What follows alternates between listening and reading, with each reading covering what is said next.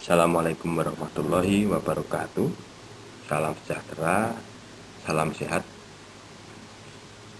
Semoga kita semua dalam lindungan Tuhan Yang Maha Esa dan senantiasa dalam keadaan yang sehat jasmani dan rohani. Untuk pertemuan kali ini saya akan membahas sedikit mengenai perbedaan antara sekolah dan kuliah. Bagi mahasiswa baru atau mungkin beberapa mahasiswa yang sudah lama tapi masih bertanya dalam dirinya, kok kuliah seperti ini, kok tidak sama dengan di waktu SMA, kenapa materinya kok tidak menarik seperti di SMA begitu, terlalu jelimet, terlalu murni misalkan. Nah, maka kita akan pahami pelan-pelan nanti bagaimana sesungguhnya perbedaan sekolah dan kuliah. Pada waktu kita sekolah di SD, SMP, SMA, SMK atau sederajat, guru senantiasa mengajar kita satu persatu ya, materinya. Kita dibimbing sepenuhnya dari tidak bisa menjadi bisa, materinya runtut, seragam ya. Jadi di SD 1 dengan SD yang lain materinya pasti sama. Dan murid ya mendengarkan saja apa yang diberikan oleh guru ya, gitu ya. Ya, itulah gambaran sedikit mengenai pedagogi adalah pendekatan pembelajaran yang dilakukan di sekolah-sekolah sebelum pendidikan tinggi atau di perguruan tinggi. Sebelumnya adalah pedagogi. Jadi pedagogi kita ketahui bersama bahwasanya berasal dari kata pais dan agogi, yang artinya pais itu anak, agogi atau agogo itu adalah membimbing. Jadi membimbing anak-anak peserta didiknya yang masih anak, gitu ya. Jadi betul-betul digandeng tangannya, diantar ke sekolah, kemudian dijemput lagi, ceritanya begitu. Nanti silahkan dibuka di filsafat pendidikan itu, bagaimana pedagogi itu muncul. Dan pedagogi mudahnya diserap menjadi istilah baku kita ya, dalam istilah yang kita kenal itu adalah pendidikan. Asalnya dari kata pedagogi itu. Kemudian di dalam perguruan tinggi sesungguhnya kita tidak menggunakan pedagogi, tetapi adalah andragogi. Walaupun di LPTK atau di kampus-kampus jurusan pendidikan mempelajari pedagogi, tapi dalam perkuliahannya atau pembelajaran di kampus itu tidak menggunakan pedagogi, yaitu menggunakan pendekatan andragogi. Andragogi berasal dari kata andr ya, andra itu andr atau kesamaan katanya dengan andro yang artinya adalah dewasa, sehingga secara mudah dapat kita artikan andragogi itu adalah pendidikan untuk orang dewasa, sehingga berbeda ya untuk anak-anak dan untuk dewasa. Tes 1 2 3, tes 1 2 3. Oke. Dalam memahami antara pedagogi dan andragogi dapat kita dekati dengan berbagai asumsi. Pertama, asumsi mengenai konsep tentang diri peserta didik. Dalam pedagogi, peserta didik digambarkan sebagai seorang yang bersifat tergantung sepenuhnya terhadap gurunya. Jadi peserta didik itu memang masih anak ya, anak didik begitu. Sehingga mereka sangat tergantung kepada gurunya. Dalam hal apa? Dalam hal mempelajari suatu materi tentang konten materi yang akan diterima oleh siswa itu sendiri. Bagaimana cara mempelajari materi-materi yang disampaikan oleh guru itu? Semuanya mereka tergantung kepada gurunya, begitu. Bahkan masyarakat pun juga berharap demikian. Ya, dalam sekolah-sekolah sebelum perguruan tinggi itu masyarakat mengharapkan semua hasil bahkan output dari pembelajaran itu dibebankan sepenuhnya oleh guru. Murid akan bisa menguasai materi, akan terampil tidaknya murid itu dibebankan kepada gurunya. Ya, Kira-kira begitu. Kemudian dalam konsep andragogi sedikit berbeda atau bahkan berbeda sekali. Kalau dalam andragogi peserta didik itu tidak lagi tergantung ya dalam proses pembelajaran maksud saya, sehingga dia akan mempunyai inisiatif untuk mengarahkan dirinya untuk mengeksplor kemampuannya ya, yang mempunyai irama berbeda antara satu peserta didik dengan peserta didik yang lain ya, untuk mencapai pemahaman dalam pembelajaran. Nah, kira-kira begitu. Asumsi selanjutnya untuk memahami perbedaan antara pedagogi dan andragogi adalah dari asumsi fungsi pengalaman peserta didik. Dalam pedagogi, pengalaman yang dimiliki oleh peserta didik tidak besar nilainya. Mungkin hanya berguna untuk titik awal pembelajaran saja. Sedangkan pengalaman yang sangat besar manfaatnya adalah pengalaman-pengalaman yang diperoleh dari gurunya, dari penulis, produsen alat-alat peraga, alat-alat audiovisual, dan pengalaman para ahli lainnya. Oleh karenanya, teknik utama dalam pendidikan adalah teknik penyampaian yang berupa ceramah, tugas baca, penyajian melalui alat pandang dengar. Ya, kalian pahami hal ini adalah ketika kalian masih berada di tingkat pendidikan dasar dan menengah. Kira-kira gambarannya seperti itu. Sedangkan asumsi pengalaman peserta didik dalam proses andragogi adalah berawal dari anggapan bahwa dalam perkembangannya seorang ya membuat semacam alat penampungan atau reservoir pengalaman yang kemudian akan merupakan sumber belajar yang sangat bermanfaat bagi diri sendiri maupun bagi orang lain. Lagi pula, seseorang akan menangkap arti dengan lebih baik tentang apa yang dialaminya daripada apabila mereka memperoleh secara pasif. Oleh karena itu, teknik penyampaian yang utama adalah eksperimen, ya, percobaan di lab, diskusi, pemecahan masalah, latihan simulasi, dan praktek lapangan. Ya, jadi perbedaannya kalau pedagogik itu ya sumbernya tergantung dari yang disebutkan itu, tetapi kalau dalam andragogi ya tidak. Manusia dewasa itu semacam penampungan pengalaman. Jadi kemampuannya akan lebih bagus ketika mereka mengalami secara langsung gitu. Asumsi selanjutnya mengenai kesiapan belajar. Dalam pedagogi, seorang harus siap mempelajari apapun yang dikatakan oleh masyarakat. Dan hal ini menimbulkan tekanan yang cukup besar bagi mereka karena adanya perasaan takut gagal. Anak-anak yang sebaya dianggap siap untuk mempelajari hal yang sama pula. Oleh karena itu, kegiatan belajar harus diorganisasikan dalam satu kurikulum yang baku, dan langkah-langkah penyajian harus sama bagi semua orang. Dalam konsep andragogi, kesiapan belajar tidak diseragamkan. Maksudnya, seseorang akan mempelajari sesuatu apabila ia merasakan perlunya melakukan hal tersebut. Karena dengan mempelajari sesuatu itu, ia dapat memecahkan masalahnya atau dapat menyelesaikan tugasnya sehari-hari dengan baik. Nah, maka dalam andragogi itu diperlukan adanya inisiatif, ya, kepekaan, rasanya itu lebih peka, jadi tidak hanya instruksional saja.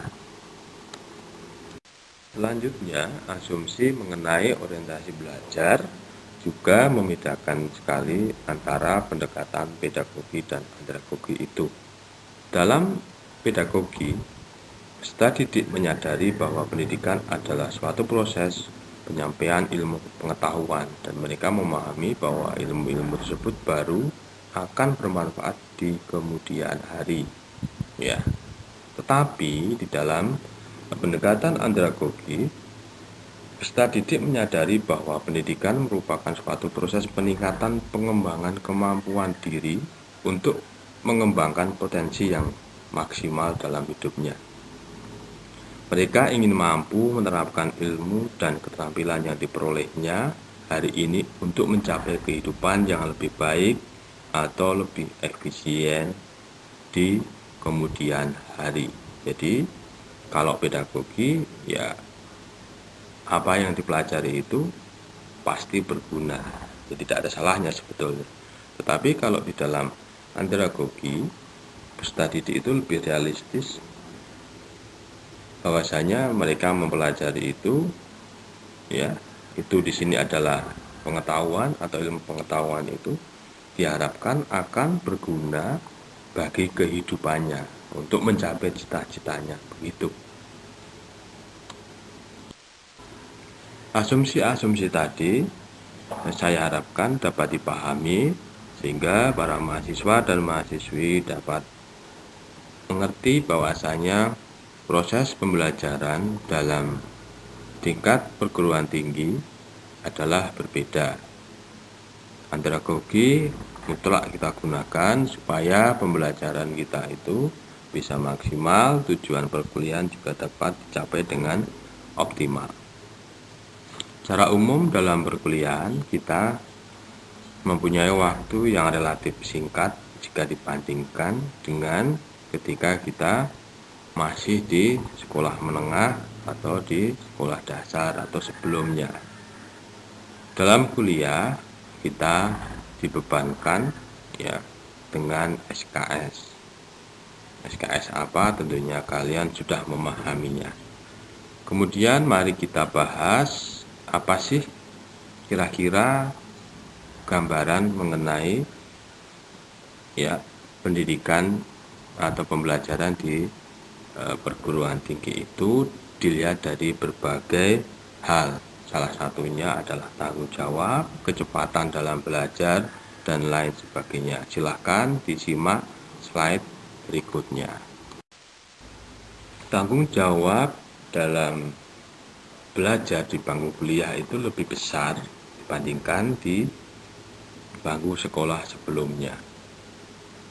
Jika pada waktu sekolah kita malas-malasan, dampak paling jelek adalah kita mendapatkan nilai raport yang jelek. Tetapi kalau kuliah tidak seperti itu. Mata kuliah yang tidak lulus, contohnya pada semester ganjil, maka idealnya kita baru bisa mengulang di semester ganjil selanjutnya. Waktunya ya 1 tahun, sehingga ketika kita tertinggal 1 mata kuliah, maka mudahnya kita tertunda 1 tahun, begitu. Dalam bangku kuliah, hal itu berada di tanggung jawab pribadi masing-masing, hingga bagi mahasiswa atau mahasiswi yang kurang bertanggung jawab ya tentunya akan berbeda dengan mahasiswa atau mahasiswi yang bertanggung jawab. Hal ini kita ketahui bersama bahwasanya di dalam perkuliahan itu tidak ada peraturan yang mengikat sekali seperti ketika waktu kita di SMA, contohnya begitu. Sehingga tanggung jawab ini mutlak yang menentukan bagaimana mahasiswa itu mencapai tujuan perkuliahannya pada tiap semester. Di bangku kuliah, kecepatan mengajar dari dosen itu lebih tinggi jika dibandingkan dengan kecepatan para guru mengajar para murid-muridnya itu. Contohnya ya seperti itu, di kampus pelajaran 1 tahun SMA ya cuma akan dibahas beberapa bulan, bahkan hanya beberapa pertemuan saja. Hal ini dianggap mahasiswa itu sudah menguasai materi sebelumnya. Dosen cuma mereview, mengingatkan kembali dan membahas beberapa hal dasarnya. Sehingga mahasiswa diminta untuk menggali lebih dalam. Biasanya dibantu dengan pemberian tugas. Nah, jadi tugas itu sebetulnya adalah proses mahasiswa untuk menggali materi lebih dalam. Ya, kira-kira begitu. Bagi yang rajin mengerjakan tugas dan menggali ilmu, maka kompetensi yang diperoleh dalam belajarnya pun juga lebih besar, lebih bagus dibandingkan bagi mereka yang mengikuti aliran santai, terlalu santai maksud saya. Selanjutnya, dalam perkuliahan, dosen tidak sama dengan guru. Cara umum begini, guru mendedikasikan semua waktunya untuk mengajar murid-muridnya di sekolah, tetapi dosen tidak demikian.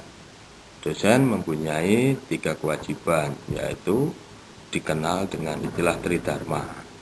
Satu adalah pengajaran, kedua adalah penelitian, dan ketiga adalah pengabdian kepada masyarakat. Sehingga secara otomatis waktunya sudah terbagi ke 3 hal itu. Ya, bukan hanya serta-merta mengajar saja. Banyak dosen yang mempunyai proyek di luar, ya, mempunyai pekerjaan di luar, ya, memang itu adalah kewajibannya. Sehingga seringkali ketika mahasiswa yang masih menggunakan mindset sekolah menengah dulu, dosennya tidak ada ketika mencari. Dosennya sulit ditemui katanya. Ya memang begitu, dosen tidak sama dengan guru. Sehingga akan menjadi lucu ketika dosen itu kok ada di kampus terus gitu. Apakah tidak melakukan tridharma yang lain? Begitu kira-kira. Sehingga mahasiswa-mahasiswi di bangku kuliah harus aktif, harus tahu kapan mencari dosennya, bagaimana kebiasaan atau proyek yang dilakukan oleh dosennya itu. Ya, proyek, bukan proyek yang kita artikan sebagai lumbung duit, itu bukan. Proyek itu adalah pekerjaan, begitu ya. Pekerjaan yang meliputi dari tridharma. Hal yang keempat adalah mengenai penilaian. Dalam perkuliahan sebetulnya nilai itu lebih tegas. Ya. Tadi kita ketahui bahwasanya kalau di perguruan tinggi yang dipahami adalah atau yang dinilai oleh dosen itu adalah pemahaman mahasiswa mengenai konsep mengenai kuliah yang dilakukannya, yang tertuang dalam tugas-tugasnya. Ya, jadi pemahaman mahasiswa itu akan terlihat di sana, sehingga nilainya ya jelas A, B, C, D kan gitu ya.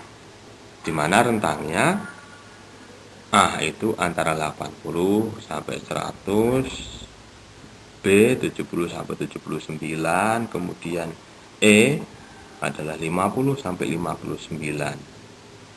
Ya, kalau di sekolah kan masih ada 50, 91 begitu ya. Jadi maksudnya dalam penilaian di bangku kuliah itu tegas.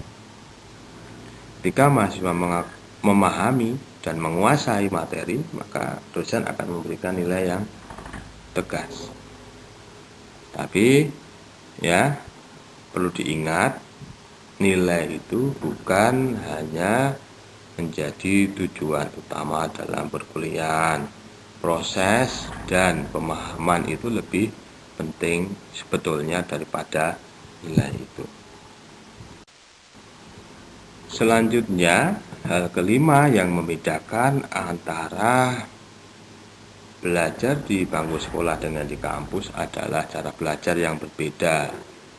Cara belajar di kampus berbeda jauh dengan di sekolah. Sekolah ya mata pelajaran, mapel. Kalau di kuliah ya mata kuliah. Jadi adanya kuliah bukan pelajaran, itu ya istilahnya. Kemudian Selanjutnya, beban setiap mata kuliah itu disebut dengan SKS. Kemudian cara belajarnya pun tidak tidak seragam atau tidak monoton seperti halnya kita di sekolah dulu mempelajari satu buku paket, kemudian LKS, kemudian ulangan selesai, bisa menjawab bagus gitu. Tetapi di dalam bangku kuliah referensi yang banyak itu mutlak kita butuhkan, sehingga satu permasalahan atau satu tema yang diangkat dalam perkuliahan itu bisa kita dalami dengan mendalam dan dijabarkan secara luas, sehingga wawasan kita bertambah. Oleh karena itu, cara belajar di kampus berbeda dengan di sekolah. Waktunya relatif longgar, tetapi bagi yang tidak bisa memanfaatkan, ya pasti akan mencari kambing hitam. Oh, ini dosennya misalkan sering kosong. Oh, sering tidak tatap muka. Oh, dosennya sibuk di luar. Begitulah alasannya. Tetapi hemat saya adalah ketika kita sudah menjadi mahasiswa, maka tanggung jawab itu mutlak, inisiatif sangat diperlukan, kreativitas, kemudian terobosan-terobosan perlu kita pilih supaya pembelajaran kita itu tuntas, nilainya bagus, dan menguasai apa yang dipahami. Ada istilah bahwasanya di kampus itu, di meja kuliah, ibaratnya hanya mendapatkan resep saja, resep masakan misalkan gitu ya, resep nasi goreng, contohnya begitu. Nah, bagaimana nasi goreng itu bisa kalian buat dengan baik? Tentunya perlu eksplorasi, perlu percobaan, perlu dibuat, perlu digali.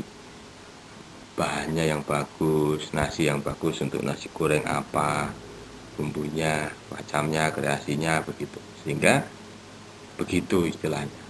Kalau hanya mendapatkan resep, maka kita hanya mendapatkan teori dan tidak bisa mengaplikasikan teori itu. Apa maksudnya si materi itu? Karena tidak dipahami. Baik, kira-kira begitu. Di pengantar untuk mata kuliah geografi pertanian.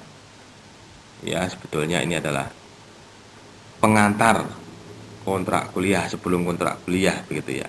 Mereview kembali bagaimana kuliah di perguruan tinggi, cara belajarnya supaya ingat dan kita senantiasa waspada untuk selalu belajar. Terima kasih, silahkan dipahami ya, menjadi refleksi kita bersama. Semangat, tetap sehat, tetap berdoa. Assalamualaikum warahmatullahi wabarakatuh.